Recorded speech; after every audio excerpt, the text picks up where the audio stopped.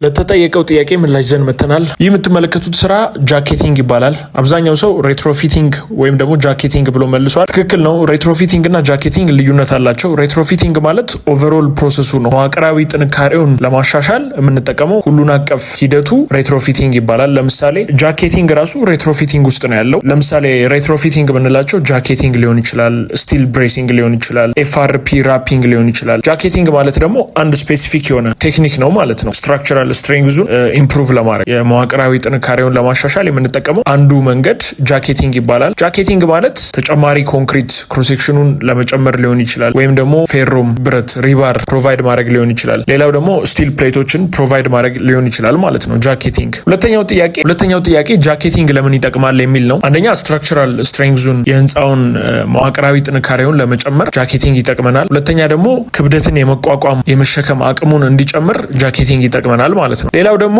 ለምሳሌ ፎቆችን መጨመር ብንፈልግ አሁን ያለን ኤግዚስቲንግ ስትራክቸር G+5 ሆኖ ከዛ በላይ መሸከም ማይችል ከሆነ ተጨማሪ ፎቆችን መጨመር ምንፈልግ ከሆነ መሰረታችን የሚችል ከሆነ ወይም ደግሞ መሰረታችንንም ጃኬት አድርገን መነሳት እንችላለን። እሱን ማድረግ ምንፈልግ ከሆነ ጃኬቲንግ ያስፈልገናል ማለት ነው። ኤክስትራ ፍሎሮችን ለመጨመር ከፈለግን ሴፍ የሆነ ቨርቲካል ኤክስፓንሽን ማድረግ ከፈለግን ማለት ነው።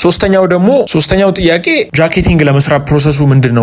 አንደኛ ሞዴሊንግ ኤግዚስቲንግ ስትራክቸር አሁን ያለውን መዋቅር ኤግዚስቲንግ ስትራክቸር ሞዴል ማድረግ። ይህን እንዴት ነው የምናደርገው? ወይ አዝቢልት ልንወስድ እንችላለን፣ ወይ ደግሞ ስትራክቸራል ድሮይንጎች ሊኖሩን ይችላሉ።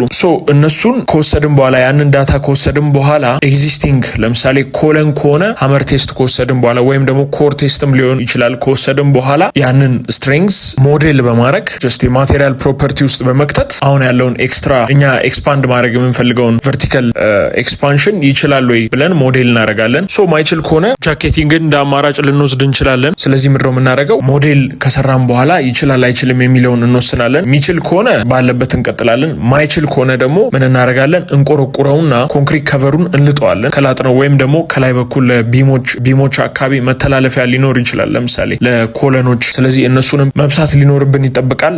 ሌላው ሪባር ፕሮቫይድ እናደርጋለን፣ ብረት እናመርታለን። ከዛ በኋላ እንበይደዋለን ኤግዚስቲንጉን ከአዲሱ ጋር። ይሄ ግን ኦፕሽናል ነው፣ እንደ አማራጭ ነው የሚያዘው። እንደ የዲዛይኑ የተለያየ ነው። ሌላው ፎርምወርክ እንሰራለን። ከዛ በኋላ ኮንክሪት እንሞላበታለን። ከዛ በኋላ እንደገና ቼክ እናደርገዋለን ማለት ነው። እንደዚህ አይነት ጃኬቲንግ ስራ ለማሰራት ከፈለጋችሁ ስልክ ቁጥሬን እታች አስቀምጣለሁ። ለእንደዚህና መሰል ኮንቴንቶች ከፈለጋችሁ ቴሌግራም ቻናል አለ፣ ዩዘር ኔሙን አስቀምጥላችኋለሁ።